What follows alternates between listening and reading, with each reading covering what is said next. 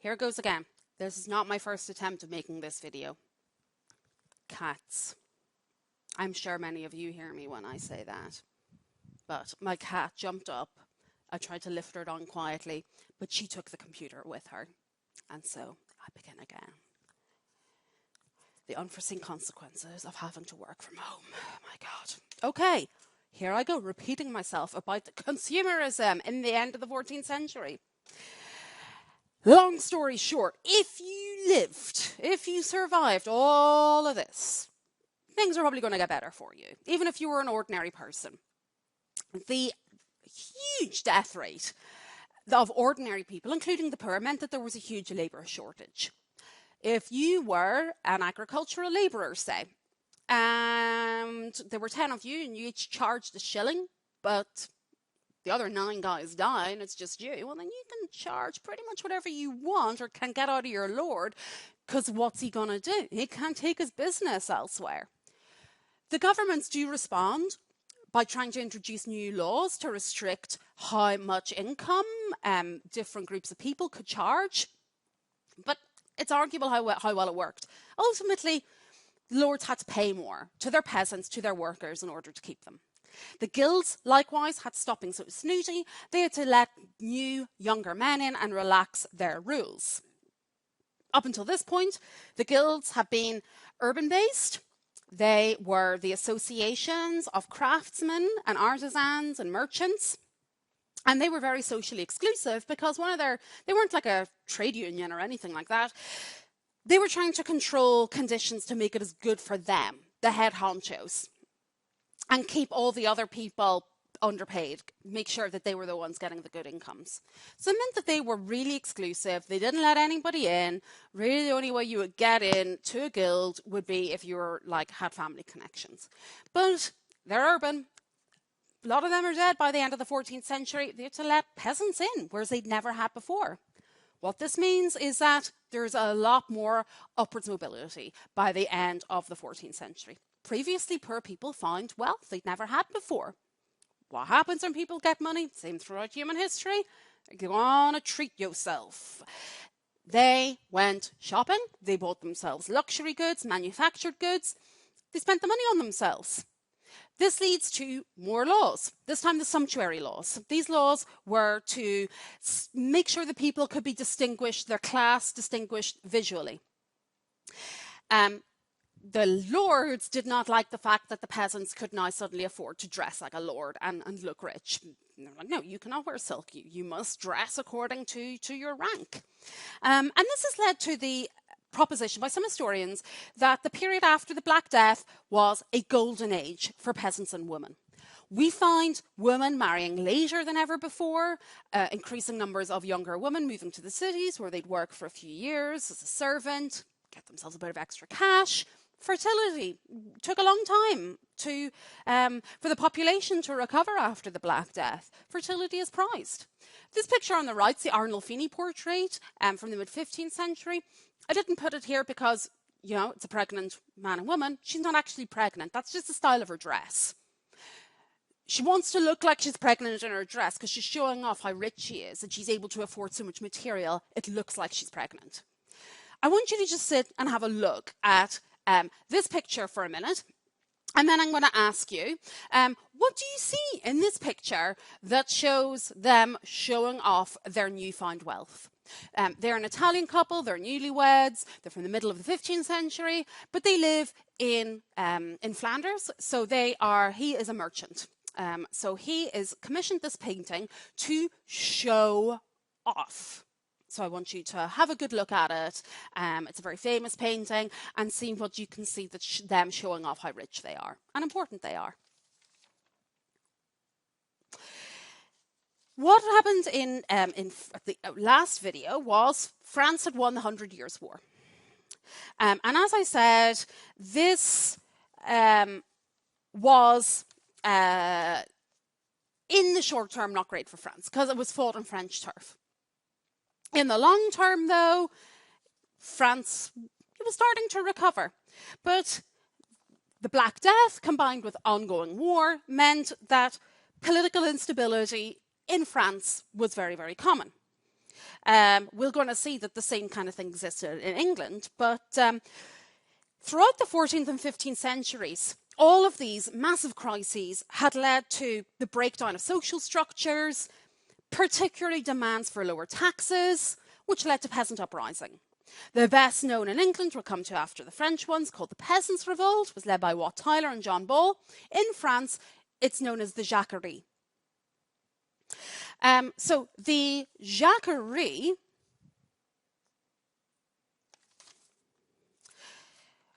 started after a key battle from the 100 Years' War. This was the Battle of Poitiers. In this battle, King John II of France was taken prisoner by the English. The Parliament, which they call the Estates General, met in an attempt to reform the government. But when they took too long, a guy called Etienne Marcel, who was head of the merchants of Paris, led a plot to murder some royal officials and take control of Paris. He led the merchants, but also the urban workers of Paris. Paris was therefore on its way to becoming a self-ruled commune.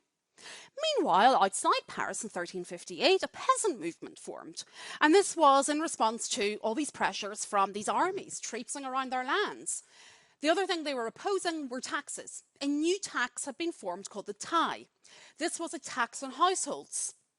And so it was just a flat rate on all the households.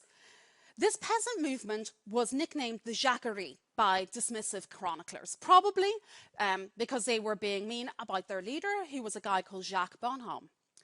It quickly turned into an uprising against the nobility, who the peasants saw as military failures after the loss to the English, and they felt that they weren't being protected, and it was the Lord's job to protect them. So outside of Paris, same trends are going on with the artisans and the peasants attacking lordly property. The Parisians began to send out expeditions to destroy fortresses and manor houses, but importantly, the urban and rural revolts did not unite because they didn't actually really have that much in common beyond just being really annoyed. Violence and massacres to put down the lower classes brutally ended the revolt. Now, the writers at the time talk about how awful these bloodthirsty peasants were, but the suppression of them was also really, really brutal. Some of Marcel's supporters blamed him for the riots and the assassinations, and they killed him in 1358. So was the end of the best known revolt in France, though tensions still were to simmer away. We're going to see how the French king capitalized on these tensions, the socially upward mobility, and how things have been so wrecked by the 100 Years' War next week when we look at the Renaissance. In England, things were different again. In England, there wasn't fought on their turf, but it wrecked the economy. Thousands of men were away fighting in France rather than doing something productive, like raising crops. This included the peasant ranks, who were just forced into being archers and sailors, and of course the lords were off being knights as well. The war also cut off many trading options, and they were fighting over their huge lands in France, from which they got most of their trade goods anyway. In England, Edward III, the king at the start of the 100 Years' War, his offspring formed two rival camps, York and Lancaster. So we have political issues between the two of them. I'm going to come back to them in a second. But before we get to these high up political tensions, there were also the same kind of tensions as existed in France in England. There's a breakdown in social structures, there's demands for lower taxes, leading to peasant uprisings. Wat Tyler's rebellion of 1381 is the most famous peasant uprising from England. The context was economic. The revolt was a response to a poll tax of 1 shilling per person, regardless of their wealth or lack thereof, and this was to pay for the 100 Years' War. The initial outbreak was when people said, no, we're not paying this poll tax, it's not fair to charge the poorest 1 shilling as well as the richest 1 shilling, and they murdered the tax collectors. They found leaders in Wat Tyler and the priest known as John Ball. That's John Ball in the picture on the right. Groups of people from the country to the southeast of England, they united, they descended on London. They demanded an end of serfdom and equitable taxation. That was really radical politics at the time. It was also a clash of post-Black Death freedoms and the fact that the ruling classes were still wanting to conduct everything like it was before the Black Death. People were like, hey, we pay a lot in taxes. What are we getting in return? The peasants were paying the most tax, but the money ended up in the hands of the lords and the soldiers. By paying per head, it was super easy to resent. The rebels converged in London. The government hesitated. It decided to negotiate, and it arranged a meeting between the rebels and the then 14-year-old king, Richard II, it was back then, and Wat Tyler. The rebels said, we want the traitors to be executed. The traitors they believed, you're not jumping up here again, I'm not re-recording this video, keep back. Among them, the king's uncle. The king, 14, but forceful, was like, no. And then they forced their way into London, they attacked, they looted property, and released prisoners from the Newgate prison. The rebels continued to demand serfdom. The king said, okay, that's fine. He started drawing up legal documents, but this broke out more violence. And so an argument broke out during which Tyler was killed, probably by one of the king's servants. Then, in what seemed to be suspiciously well coordinated, the Londoners set upon the rebels and they drove them out of the capital. This allowed the government to swing into action. They ordered the sheriffs to proclaim the enforcement of peace and take whatever measures were necessary to crush the revolt. The rebels were dealt with according to the law, which meant that sometimes it was pretty harsh. The county of Essex was particularly resistant, and here retribution was the harshest. In the course of the judicial hearings in Essex, 19 rebels were executed by hanging, another dozen were hung, drawn and quartered. And this put an end to the peasants' revolt in England.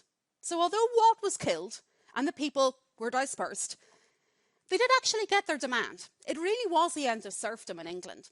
The protesters went home. They'd scared the life out of their lords, and they were able to go home and barter for better conditions. So although the government in England thought that it had dealt with the risk of the end of serfdom and thus the end of feudalism, they thought that they had dealt with it. In reality, too little, too late.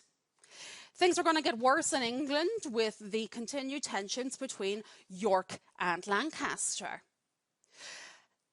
These tensions from the war and the revolts meant that these two rival camps were able to start a civil war on English soil between them. They're named York and Lancaster after some of their lands in the north of England. So when they lost France, the Yorkists acted, and this began the Wars of the Roses. The name Wars of the Roses came from the fact that they had roses as house emblems. A white rose and a red rose, don't ask me which way round, but if you watch Game of Thrones, kind of like the way they have got like their own house standards. So the Wars of the Roses was civil war in England from 1455 to 1487. Here we find Richard III again, the car park king. Not a nice guy. He reportedly put his nephews, who were rivals to the throne, in the Tower of London, and they were never seen again, even though they were just little kids at the time.